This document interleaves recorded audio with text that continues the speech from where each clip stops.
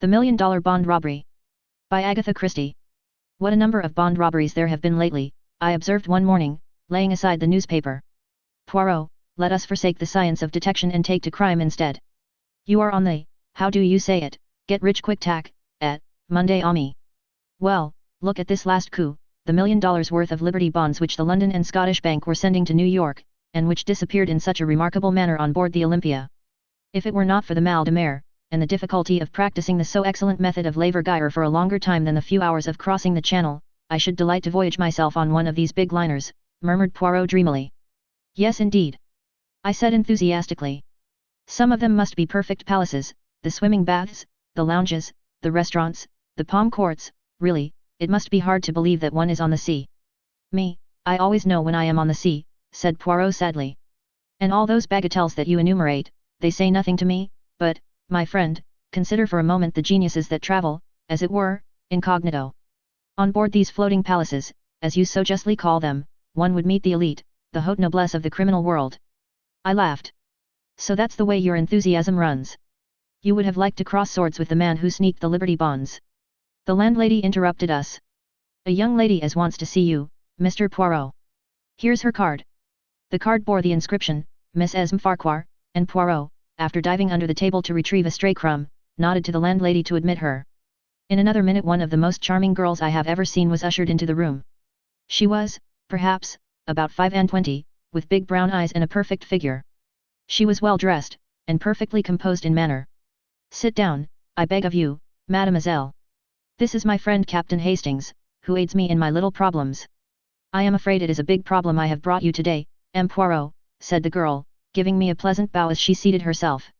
I dare say you have read about it in the papers. I am referring to the theft of Liberty bonds on the Olympia.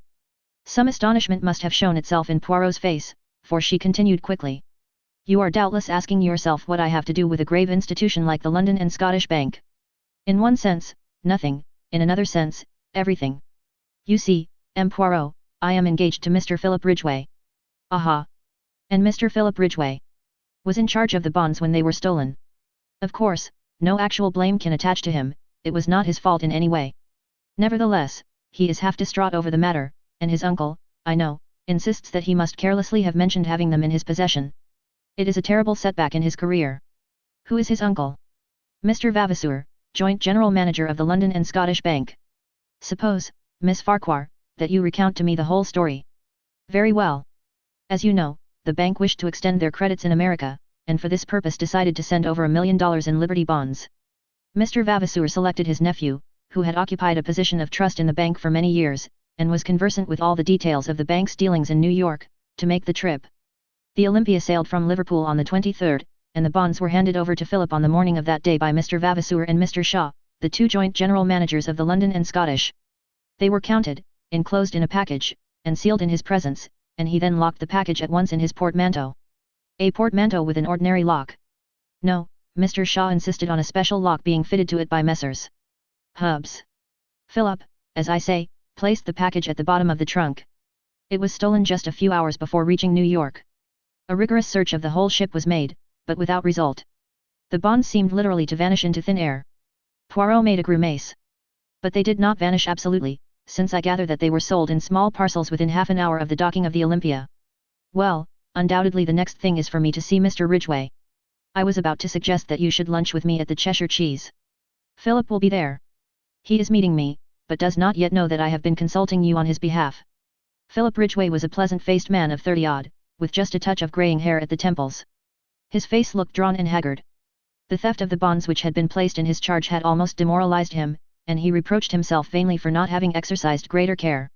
Over the excellent steak and kidney pudding of the establishment he confirmed his fiancée's story in every particular. Poirot then proceeded to question him. What led you to discover that the bonds had been stolen, M. Ridgway? The man laughed rather bitterly. The thing stared me in the face, M. Poirot, I couldn't have missed it. My cabin trunk was half out from under the bunk, and all scratched and cut about where they'd tried to force the lock.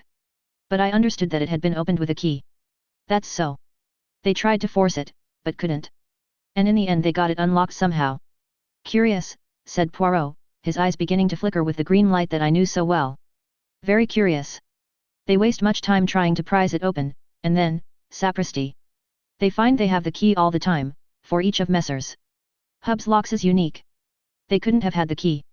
It never left me day or night. You are sure of that? I can swear to it, and, besides, if they had had the key or a duplicate, why should they waste time trying to force an obviously unforceable lock? Ah, there is exactly the question we are asking ourselves. You will see, the solution, if we ever find it, will hinge on that curious fact. I beg of you not to assault me if I ask you one more question. Are you perfectly certain you did not leave the trunk unlocked? Philip Ridgway merely looked at him, and Poirot gesticulated apologetically. Ah, but these things can happen, I assure you.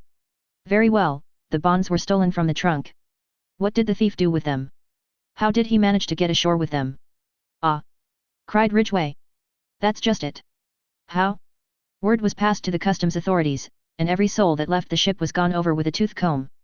And the bonds, I gather, made a bulky package. Certainly they did.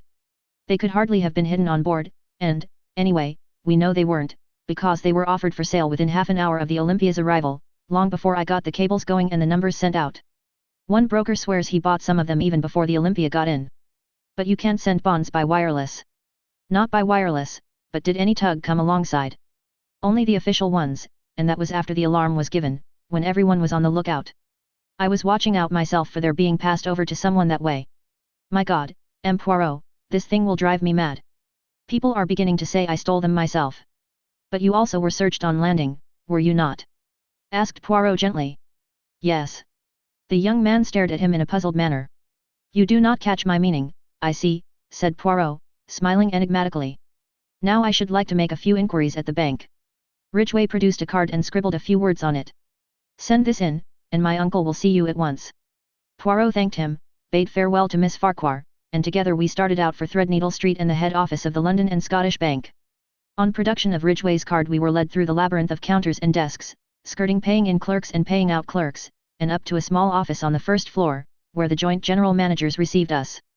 They were two grave gentlemen, who had grown grey in the service of the bank. Mr. Vavasour had a short white beard, Mr. Shaw was clean-shaven. I understand you are strictly a private inquiry agent? Said Mr. Vavasour. Quite so, quite so. We have, of course, placed ourselves in the hands of Scotland Yard. Inspector McNeill has charge of the case.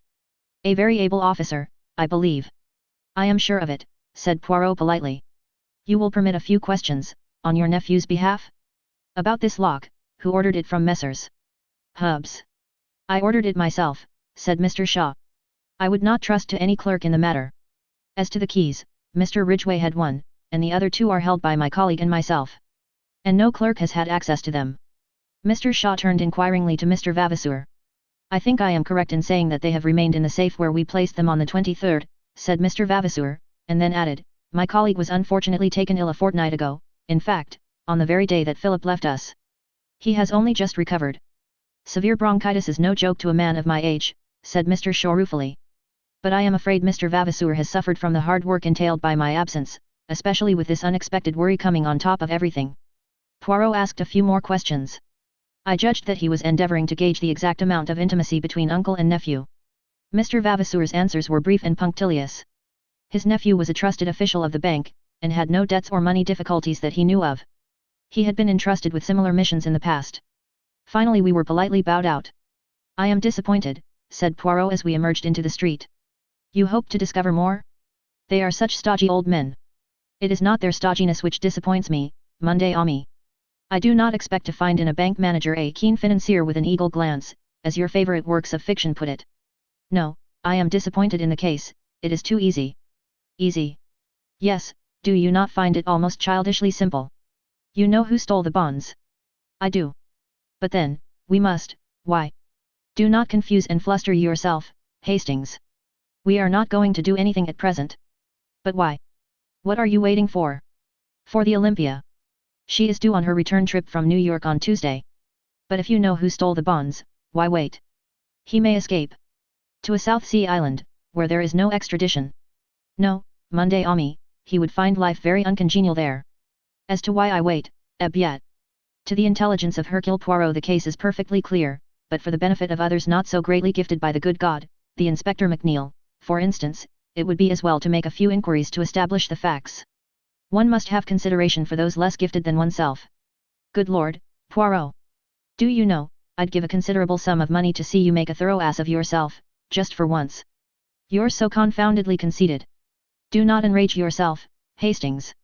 In verity, I observe that there are times when you almost detest me. Alas! I suffer the penalties of greatness. The little man puffed out his chest and sighed so comically that I was forced to laugh. Tuesday saw us speeding to Liverpool in a first-class carriage of the L&N.W.R. Poirot had obstinately refused to enlighten me as to his suspicions, or certainties. He contented himself with expressing surprise that I, too, was not equally au fait with the situation. I disdained to argue and entrenched my curiosity behind a rampart of pretended indifference. Once arrived at the quay alongside which lay the big transatlantic liner, Poirot became brisk and alert. Our proceedings consisted in interviewing 4 successive stewards and inquiring after a friend of Poirot's who had crossed to New York on the 23rd. An elderly gentleman, wearing glasses. A great invalid, hardly moved out of his cabin. The description appeared to tally with one Mr. Ventnor, who had occupied the cabin C24, which was next to that of Philip Ridgway. Although unable to see how Poirot had deduced Mr. Ventnor's existence and personal appearance, I was keenly excited. "Tell me," I cried, "was this gentleman one of the first to land when you got to New York?" The steward shook his head. "No, indeed, sir. He was one of the last off the boat." I retired crestfallen, and observed Poirot grinning at me. He thanked the steward, a note changed hands, and we took our departure. "It's all very well," I remarked heatedly, "but that last answer must have damped your precious theory, grin as you please. As usual, you see nothing, Hastings. That last answer is, on the contrary, the coping stone of my theory." I flung up my hands in despair. "I give it up." Once more we were in a train, speeding towards London this time. Poirot wrote busily for a few minutes, and then sealed up the result in an envelope. "This is for the good Inspector McNeil. We will leave it at Scotland Yard in passing, and then to the Rendezvous restaurant, where I have asked Miss Esme Farquhar to do us the honour of dining with us." "What about Ridgway? What about him?" asked Poirot, with a twinkle. "Why, you surely don't think, you can't. The habit of incoherence is growing upon you, Hastings. As a matter of fact, I did think. If Ridgway had been the thief, which was perfectly possible, the case would have been charming, a piece of neat, methodical work. But not so charming for Miss Farquhar. Possibly you are right. Therefore, all is for the best. Now, Hastings, let us review the case. The sealed package is removed from the trunk and vanishes, as Miss Farquhar puts it, into thin air. We will dismiss the thin air theory, which is not practicable at the present stage of science, and consider what is likely to have become of it. Everyone asserts the increased edibility of its being smuggled ashore. Yes, but we know. You may know, Hastings. I do not. I take the view that, since it seemed incredible, it was incredible. 2 possibilities remain. It was hidden on board, also rather difficult, or, it was thrown overboard. With a cork on it, do you mean? Without a cork. I stared. But if the bonds were thrown overboard, they could not have been sold in New York. I admire your logical mind, Hastings. The bonds were sold in New York, therefore they were not thrown overboard. You see where that leads us? Where we were when we started. Jammed alavi. If the package was thrown overboard and the bonds were sold in New York, the package could not have contained the bonds. Is there any evidence that the package did contain the bonds? Mr. Ridgway never opened it from the time it was placed in his hands in London. Yes, but then. Poirot waved an impatient hand. Permit me to continue. The last moment that the bonds are seen as bonds is in the office of the London and Scottish Bank on the morning of the 23rd. They reappear in New York half an hour after the Olympia gets in, and, according to one man whom nobody listens to, actually before she gets in. Supposing, then, that they have never been on the Olympia at all. Is there any other way they could get to New York? Yes. The Gigantic leaves from Southampton on the same day as the Olympia starts from Liverpool, and the former holds the record for the Atlantic. Mailed by the Gigantic, the bonds would be in New York the day before the Olympia arrived. All is clear, the case begins to explain itself. The sealed package is only a dummy. It would have been an easy matter for any of the 3 men present to prepare a duplicate package which could be substituted for the genuine one. Trace bien, the bonds are mailed to a confederate in New York, with instructions to sell as soon as the Olympia is in, but someone must travel on the Olympia to engineer the supposed moment of the robbery. But why?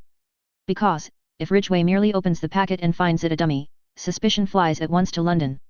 No, the man on board in the cabin next door does his work, pretends to force the lock in an obvious manner so as to draw immediate attention to the theft, really unlocks the trunk with a duplicate key, throws the package overboard, and waits until the last to leave the boat. Naturally, he wears glasses to conceal his eyes, and is an invalid, since he does not want to run the risk of meeting Ridgway. He steps ashore in New York, and returns by the first boat available. But who, which was he? The man who had a duplicate key, the man who ordered the lock, the man who has not been severely ill with bronchitis at his home in the country, Enfin, that stodgy old man, Mr. Shaw. There are criminals in high places sometimes, my friend. Ah, here we are. Mademoiselle, I have succeeded. You permit? And, beaming, Poirot kissed the astonished girl lightly on either cheek. The end.